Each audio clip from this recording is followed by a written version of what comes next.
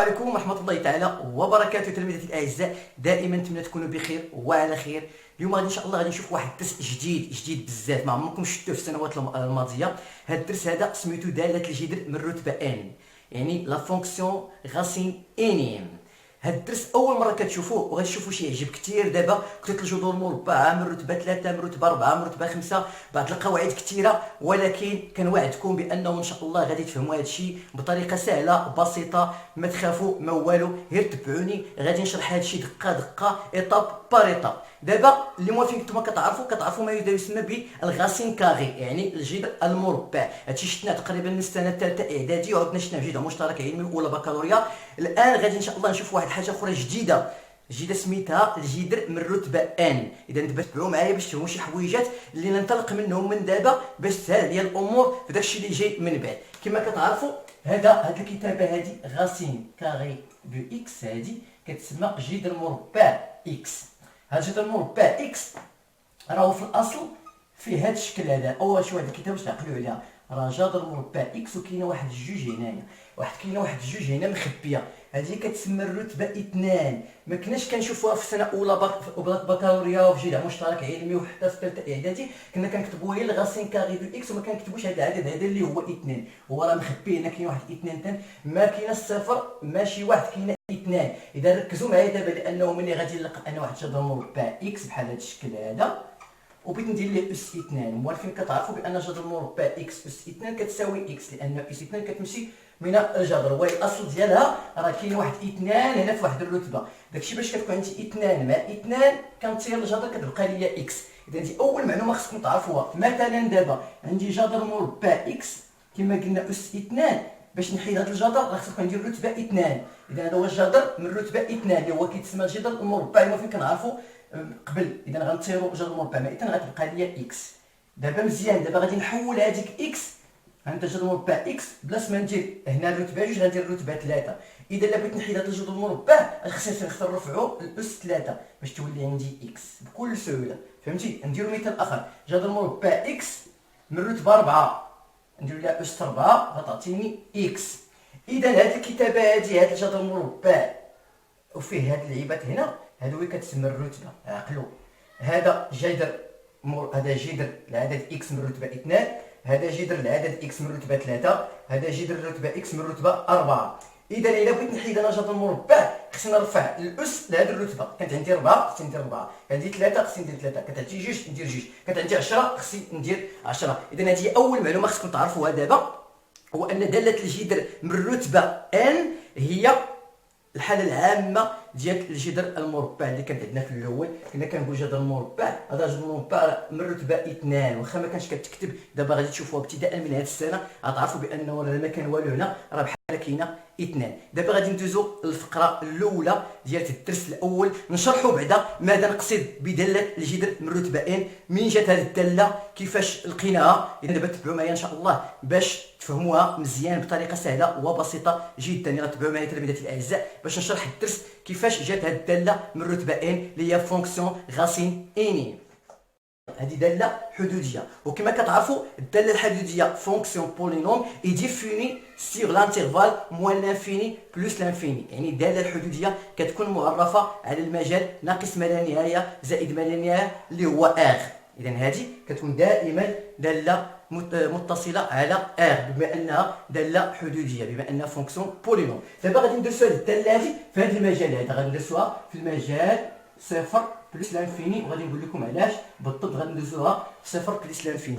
اذا بما ان الداله هي داله حدوديه فهي داله متصله على ار وسيرتو متصله على صفر بلس لانفيني، بما ان صفر بلس لانفيني هو مجال ضمن المجال ار. صافي، اذا غادي نقولوا اف داله متصله على صفر بلس لانفيني لأنها دالة حدودية. مزيان، هذه هي النقطة الأولى، عندي اف متصلة على صفر بلس لانفيني لأنها دالة حدودية. مزيان، دابا غادي نحسب اف بريم دو اكس ديال هذا العدد هذا. اف بريم دو اكس ديال هذه الدالة اكس اس ان بريم، هذه كما كتعرفوا في الاشتقاق اكس اس ان بريم كتساوي ان في اكس اس ان موان زان. كنهز هاد الاس هذا كنحطو هنا وفي الاس كنقص منه واحد. اذا هاد ان اكس اس ان موان زان فهي هذا موجب. هاد ان اكس اس ان موان زان بما ان اكس ينتمي الى المجال صفر بلس لانفيني، اذا هاد الكتابه كلها هي موجبه بحكم ان اكس عدد موجب وان صغيره كتنتمي لمجموعه ان اللي هي مجموعه الاعداد الصحيحه الطبيعيه. اذا هذا العدد ان اكس اس ان موان زان هو غادي يكون سيبيريور ستريكتومون ا زيرو. اذا عندي دابا جوج الحوايج باش كتذكر لكم هاد جوج ديال الحوايج.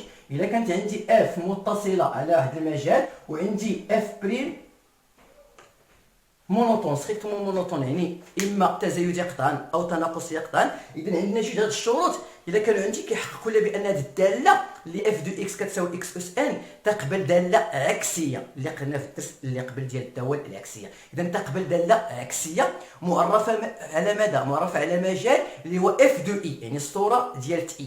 اذا دابا لقاو بان لقينا بان اف داله متصله اي كونتينيو سيغ لانترفال 0 بلس لانفيني، ولقينا بان اف بريف دو اكس اي ستريكتومون كرواسونت. اذا فان اف تقبل داله عكسيه معرفه على المجال اف دو اي. هاد اف دو اي غادي نحددو دابا انا اف دو اي ها هو اف دو اي كيساوي اف المجال تاع الدراسه اللي هو 0 بلس لانفيني.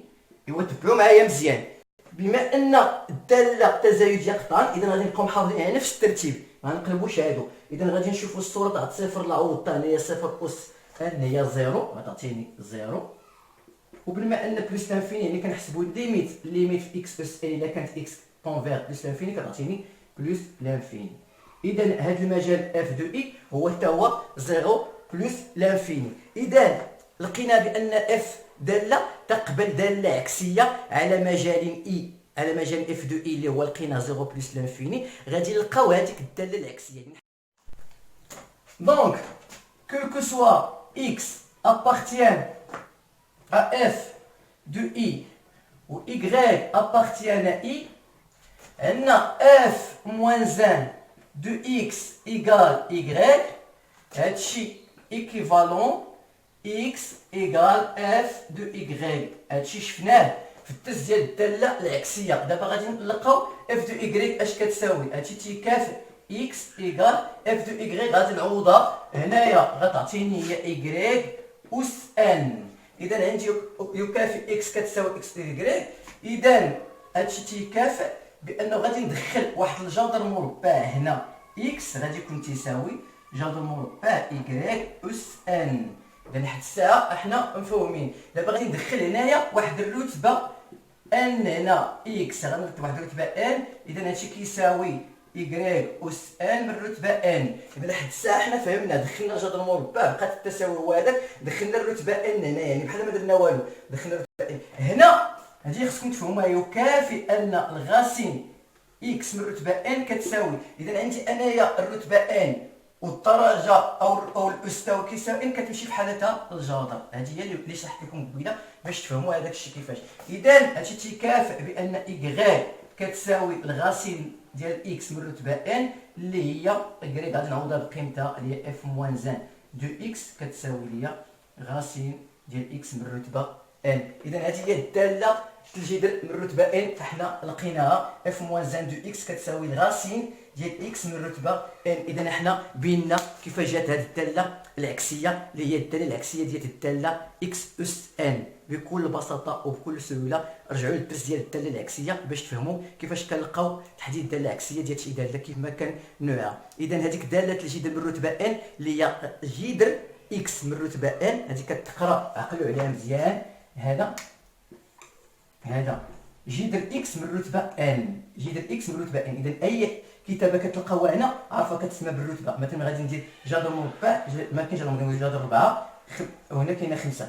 اذا انت كتعني بانه العدد 4 جذر العدد 4 من الرتبه 5، جذر العدد 3 من الرتبه 6، جذر العدد 5 من الرتبه 7. اذا هادو هذه هي الكتابه اللي خصكم تعقلوا عليها دابا كتسمى جذر من الرتبه.